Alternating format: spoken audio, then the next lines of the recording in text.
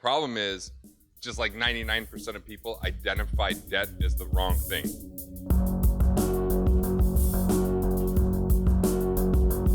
We've probably heard the statement, avoid debt like the plague, but the problem is, just like 99% of people identify debt as the wrong thing. So if we look at a balance sheet is your assets versus your liabilities. When you have more assets than liabilities, what do we call that? Net worth or equity, right? Either one. When you have more liabilities than assets, what do we call that? Debt. Most people collapse the word liability and call it debt. You can actually be in equity, and 99% of the population would say you're in debt. So if I buy a business or a piece of real estate, I borrow 100 grand, it's worth $200,000. That borrowing of the 100 grand is not debt. That's a loan. It's a liability. It may sound like semantics, but it will completely change behavior. I'm actually in equity when everybody else says, isn't it risky to be in debt? I don't know, I'm $100,000 in equity from this transaction, not in debt. Debt is a function. Loans are liabilities. Debt is only if you owe more than you have. Net worth or equity is when you have more than you owe. So don't avoid debt thinking that just because you owe, it's debt. So is that the distinction?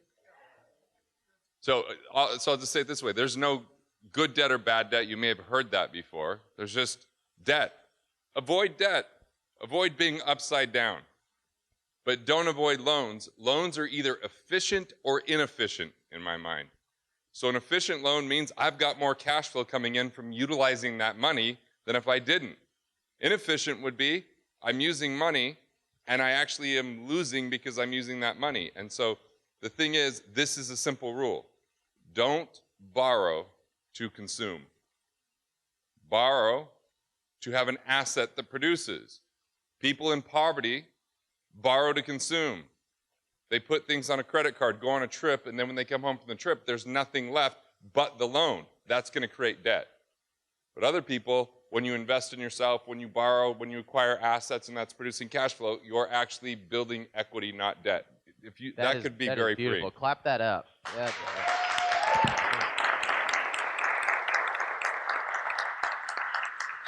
Check this out, Ryan. This will be all right. So I'm ready to check this out. Let's say I'm willing to lend you guys money at 0%. How much do you want? All of it. How fast do you want to pay me back? Right. So now that that's really clear, I'm glad to know where I stand with everyone. But that's a smart thing to do. Now, but whose answers don't change at all when it's 1%? Mine doesn't change. I imagine yours doesn't. You want to know why? Because we all have what's called a cost of money. Our cost of money is our highest net sustainable rate of return. In corporate finance, they call it a hurdle rate.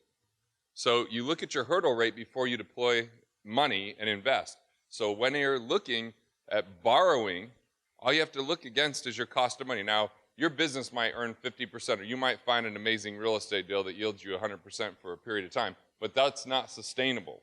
You have to look at what it's actually sustaining, and that's going to be an indicator of whether to borrow or not. Second indicator, this is really important. Second indicator is personal finance should be personal. And don't ever borrow, don't ever invest if it tends to create a scarcity mindset for you. Because your mindset is what's going to create the most value and the most wealth in this world, and you are your greatest asset. So if you start infringing upon your mindset, investing in things that are highly speculative, or even if they're not speculative, you just don't understand it, you can't articulate it in a sentence or two, now all of a sudden, if you're losing sleep, creating stress, you're crowding out productive, creative thoughts because of that scarcity.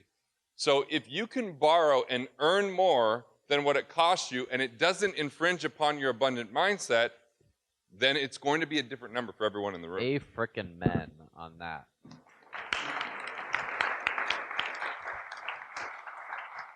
Just imagine that one day you walk out to the mailbox and, okay, even before, let's say that you have a neighbor that they're like, I'm going to do an interest-only loan. And you're like, that's crazy. You're going to have that for the rest of your life. I'm going to pay extra to my mortgage. And you're just getting super aggressive. You're taking all your extra money and doing that. And then 5 years down the road, you guys walk out to the mailbox. And you look in your mailbox, and you got $1 million check in there. You're thinking, holy shit, this is amazing. I got $1 million. But then you find out your neighbor got the same $1 million. And down the street, everyone else got $1 million. Because the Fed's just printing money. How excited are you that you just spent all that extra money, worked so hard to pay off the home, and then your neighbor just got the $1 million who was able to spend the money when it was worth something? When money is printed, when everybody's getting this extra money, it's devaluing dollars. Yet your payment on that same home is remaining fixed. So it's just becoming cheaper and cheaper for you every single year that you're holding on to it. So if now all of a sudden you decide to give the bank extra money, the first problem with that is most loans are amortized. So you're making an extra payment and it's not lowering your payment. So you're actually lowering the efficiency of your loan with every extra payment. The other problem is how many people actually stay in their home till it's paid off?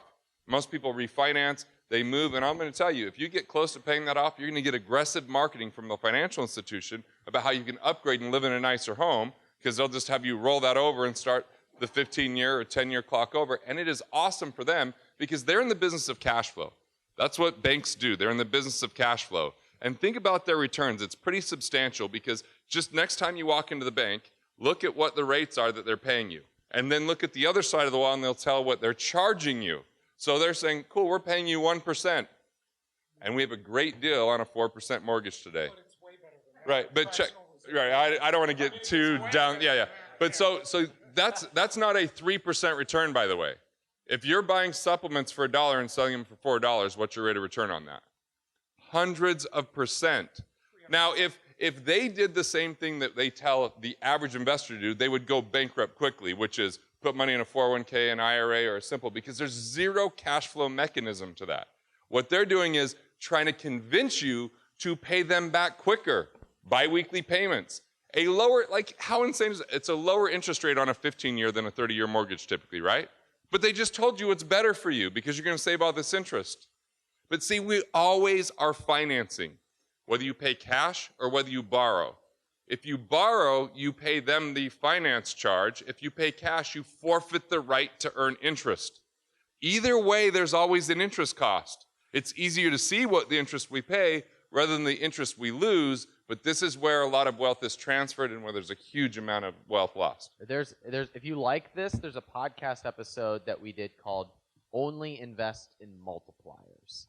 And my philosophy on this is that anything that you can comfortably predict with some amount of reason should be financed, which will free up your dry powder to be able to be put into things that have exponential returns to grow your business or wherever you want to put that. And that's how I have applied that exact same principle. First place I would invest is a really, really amazing tax team, and then save that money on tax because that's a huge opportunity. Second thing to do, and I do this like as soon as this event's over, is go to your bank, set up a separate account. I call mine a wealth capture account. And then every time you go pay yourself personally from your business, you want to take the top 18% off that account or off that money and automatically sweep it into that account. So this is simply paying yourself first. I don't care if it's a checking, a savings, or a money market account. It's not going to sit there really long time. But see, Wall Street screwed things up where they got people to think about automatic investing. That was never the intention. It was automatic saving, deliberately investing. They jumped the shark and said, oh, just automatically invest. We would never automatically put money into marketing every month, regardless of if it performed over extended periods of time, hoping it works out in the long haul. So the reason you set up this wealth capture account and pay yourself first is because of Parkinson's law. Parkinson's law would say that your income is going, if it increases, your expenses will rise to meet or exceed that increase if you don't have an infrastructure. So the problem with that money just sitting there, it's not earning a lot. So what do, I take and put it into overfunded whole life insurance. Overfunded because it's going to be cash value rich, protected from liability and bankruptcy in 43 states, multitude of benefits, tax advantages on the growth, but full access to the money along the way. Now, that becomes a storage tank for your money, maybe getting 4 or 5%. And then when that money's growing, when the right opportunities come, you pounce on those opportunities. You invest in real estate. You can use that for down payments. You could use that for infrastructure of your business. I mean, I've used it to buy a TV studio, to buy a business, to invest in real estate many times over the years. And then I put the money back in there. And I know that if the market or anything that I'm putting my money in isn't getting at least 9%, then I'm not going to take it out of that account because I know because of tax advantages and benefits, that's at least what I'm getting. And look, the best investors have always been more like predatory investors than long-term, forget it and set it aside type of investors. We were talking about Ted Turner. Ted Turner sit in cash. Huge opportunity comes up because the market starts going down. His cash isn't going down during that time, so he buys TV stations, franchises, a ton of land. So I'm like, pounce on the opportunity when it's ripe and be willing to sit in cash until those opportunities come up. So like Jason's saying, but when you purchase real estate, make money on the buy. And I love that philosophy. If it doesn't cash flow, then it's not an investment, it's speculation.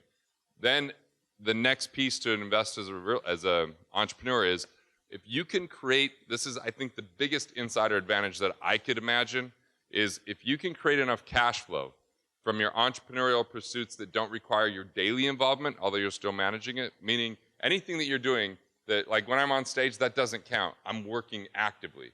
But when I'm in Italy and my firm's still making money, that counts as entrepreneurial income because it's recurring revenue that doesn't require my daily involvement. Or investment income, cash flow that comes in, whether I'm managing it day by day, I'm still gonna monitor it.